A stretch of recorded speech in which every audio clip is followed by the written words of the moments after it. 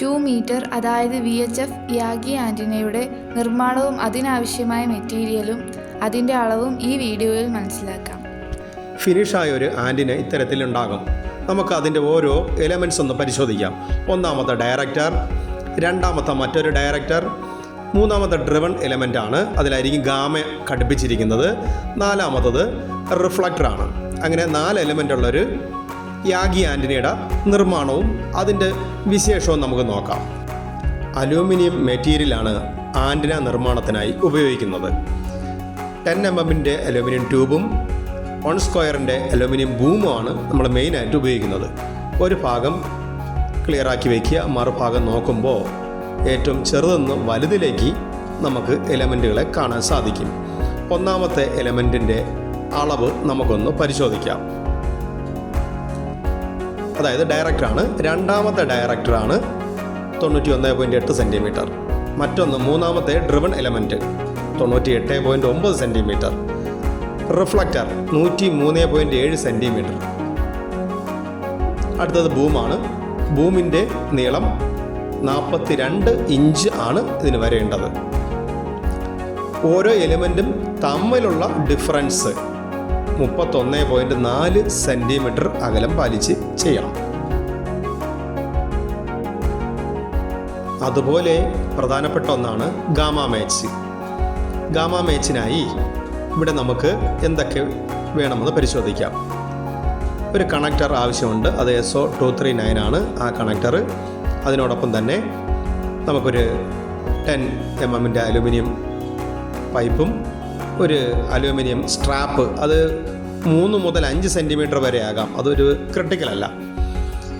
ആൻറ്റിനിൽ വയ്ക്കുന്ന SO239 4 ഹോളും ഉണ്ട്, 2 ഹോളും ഉണ്ട്.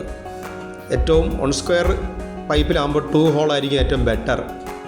ഭൂമിയിൽ എലമെൻറ്റ്സ് ഇതുപോലുള്ള പ്ലാസ്റ്റിക് ബഡുകളിലും വെക്കാം, ഡയറക്റ്റും നമുക്ക് ഹോൾ അടിച്ച് വെക്കാവുന്നതാണ്. ബഡുകൾ വയ്ക്കുമ്പോൾ ചിലവ് കൂടും. ഇവിടെ ഈ ആൻറ്റിന നിർമ്മിക്കുന്നത് ഡയറക്റ്റ് ഹോൾ ഉപയോഗിച്ചാണ് ചെയ്യുന്നത്.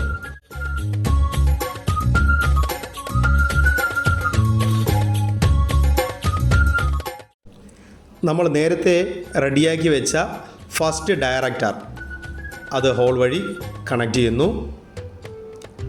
രണ്ടാമത്തെ എലമെൻറ്റ് അതായത് രണ്ടാമത്തെ ഡയറക്ടർ, മൂന്നാമത്തത് ഡ്രിവൺ എലമെൻ്റ് ആണ്.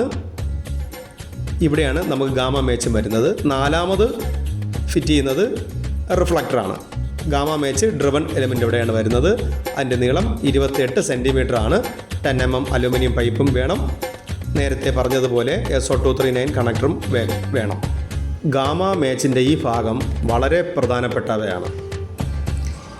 ഇതിൻ്റെ അതായത് അലുമിനിയം പൈപ്പിൻ്റെ സ്ഥാനം മാറുന്നതിനനുസരിച്ച് ആൻറ്റിനയുടെ SWRഉം വ്യത്യാസം വരും. SWR അഡ്ജസ്റ്റ് ചെയ്യുന്നത് ഇതുപോലെ അലൂമിനിയം വ്യത്യാസപ്പെടുത്തിക്കൊണ്ടാണ്.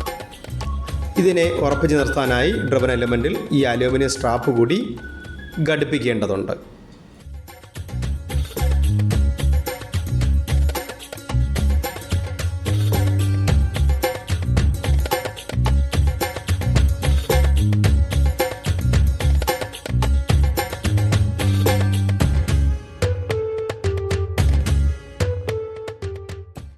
ഗാമയിലെ മറ്റൊരു പ്രധാന സവിശേഷതയാണ് RJ213യുടെ സെൻറ്റർ ഭാഗം നമുക്ക് എടുക്കേണ്ടതുണ്ട്. ആ PVC ഭാഗം വരുന്ന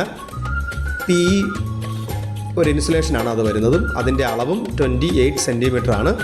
അതും കൃത്യമായി വെച്ച് ഇതേപോലൊരു ഫൈനൽ ലുക്കിൽ നമുക്ക് ചെയ്തെടുക്കാവുന്നതാണ്.